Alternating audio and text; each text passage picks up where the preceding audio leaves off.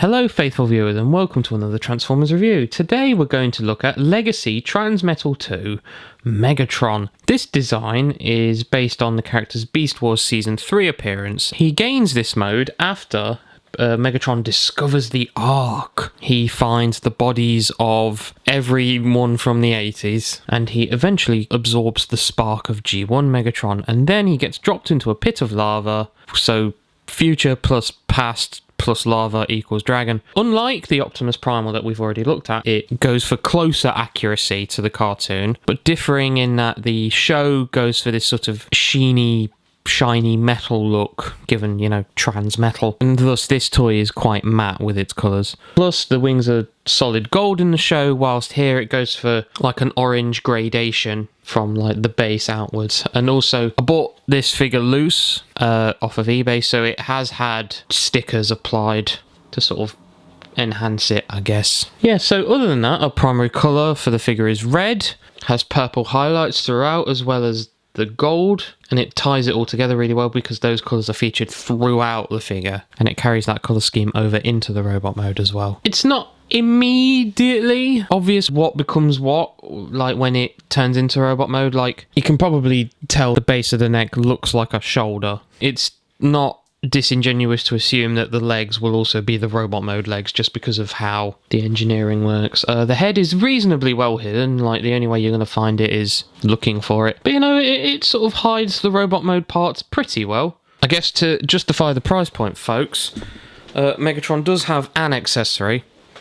And again, it's only one accessory, so it's, you know, you can keep an eye on it. It's this flame effect part. He can sort of wield it like a club in robot mode or in his dragon head hand. And there he is, and he's breathing fire, and he's gonna burn down your village. So coming to articulation for Megatron's dragon mode, with the head you have it on a series of ball joints. So there's a ball joint at the head that can do that, and then all the other ball joints facilitate various poses. The wings can create a flapping motion sort of on either side, like so. The wings can telescope and fan in and out. Nothing at the waist in dragon mode. His arms can do a full 360 there. They have a swivel at the upper arm, over 90 degrees of bend at the elbow. It has a wrist swivel, and the claws can move up and down like so. Coming down to the legs, it can reverse the leg entirely. Has a swivel on that beautiful ratchet joint. Has a swivel at the knee or thigh, and then in dragon mode in theory you're supposed to just keep it like this, but you do have a bend at the knee and then rotation at the calf joint, but that's more for transformation. And then the feet can move up that far and can go all the way back like so, with pivot at the ankle. And then for the tail, it can move side to side. Then with the ball joints, it has a variety of poses. For transformation into robot mode, fold them in like so on either side. Next step, you're going to want to unpeg that from the robot mode chest. And then, as it's already done itself, you're going to want to unpeg the hips, then let that all go there. And then carrying on with the lower half, straighten out the leg, collapse the knee up, collapse this calf joint in, and straighten out the foot with these pegs and tabs. I'm going to want to slot them in on each other. Next step is to bring this forward. Then there's a tab in here that plugs into a slot there, and then you're going to want to fold each of these down and spin this assembly landscape like that.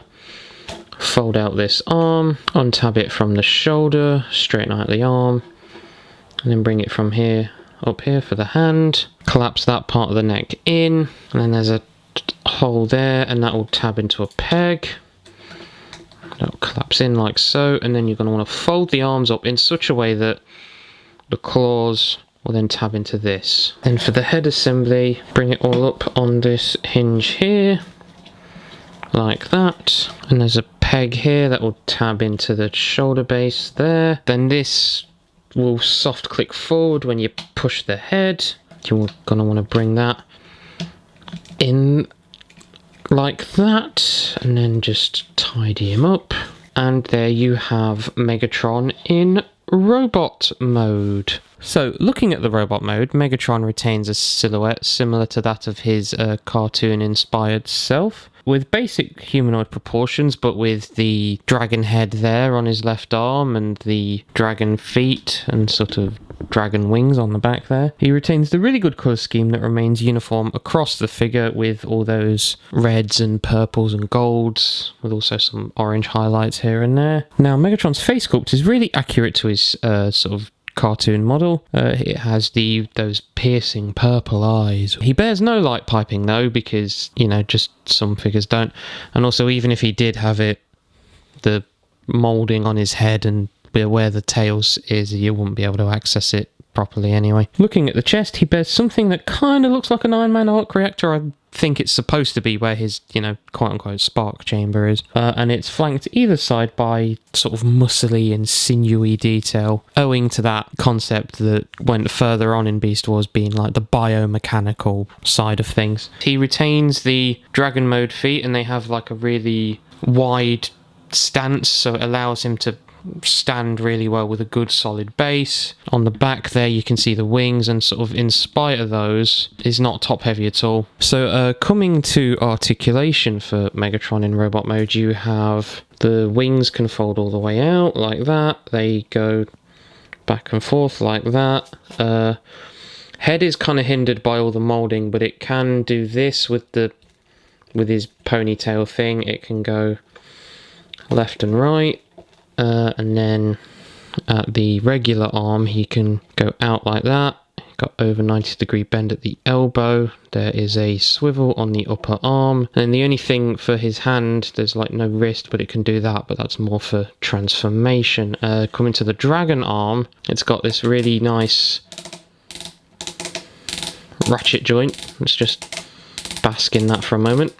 And then up and down here at the base of the dragon neck, and then because of a series of ball joints, he can do this up and down on the jaw. At the waist, he has a full range of motion, and then the legs, he can kick forward that far, back that far, beautiful spread, a swivel at the knee.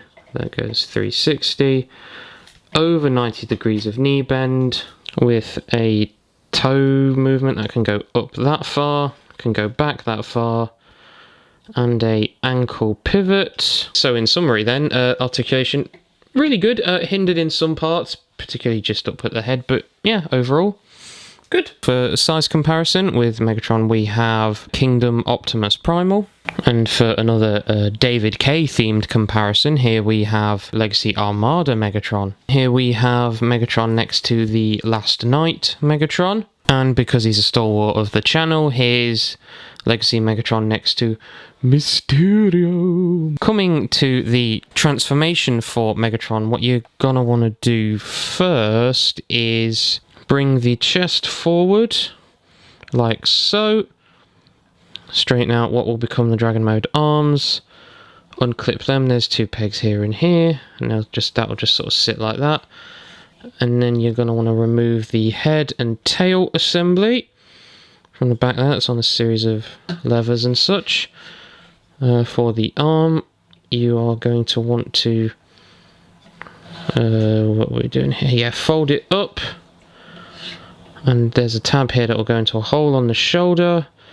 Like so. Fold the fist forward, unfold this panel from what will be the dragon neck, bring that in, fold that back up, grab the dragon mode, bring it up like that, do that. Oh yeah, untab these from the side because you might break your figure otherwise. Rotate this whole assembly up like so, fold these side panels back up, bring this whole assembly up like that, and make sure it's pegged in on either side.